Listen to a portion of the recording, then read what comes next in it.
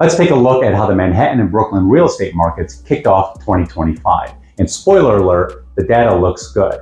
But how will recent economic shakeups affect the rest of the year? First, let's talk about Manhattan Q1 data. For just the fourth time in 20 years, every key demand indicator improved in the first quarter.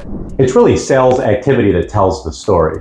We saw a 14% jump in overall sales activity and total sales volume at over $6 billion. Now that's some serious market confidence. And what is driving the confidence? Prices are climbing, especially in the luxury market. Strong demand and low inventory are pushing values up across the board. Resale condo prices hit record highs as well. Median sales prices were up 12% year over year, largely because buyers are moving toward pricier neighborhoods and more expensive units. What's interesting is that this is only the third time in the past decade that we've seen price growth across all product types, not just the high end. But it's not just about higher prices. Inventory is tightening as well, with fewer new listings hitting the market. There were about 6,200 active listings in Q1, the lowest Q1 totals in about a decade. And that squeeze is more pronounced in the luxury market. The number of listings over 5 million actually dropped 9%, while listings under 2 million saw a slight increase. Now let's head into Brooklyn, where we saw a 7% increase year over year in signed contracts. And that's a solid indicator of strong demand. And sellers took note.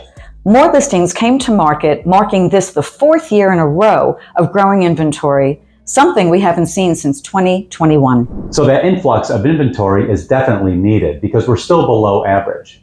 So while supply is up, competition is still tight. And that will keep prices on the rise. Brooklyn's median price climbed to $800,000. That's the second highest it's ever been. And market strength was seen throughout the borough. Neighborhoods like Fort Greene, Clinton Hill, and Prospect Heights saw sales surge 80% year over year. The number of resale condo sales led the way in sales activity, pushing their strongest first quarter since 2022. And meanwhile, new development pricing really jumped, with median pricing up 12% to $1.2 million, some of the highest numbers we've seen in years. So overall, Brooklyn's market continues to show resilience with a combination of rising prices, renewed seller confidence, and strong buyer interest. So where are we going from here? Both Manhattan and Brooklyn saw some great 1Q data.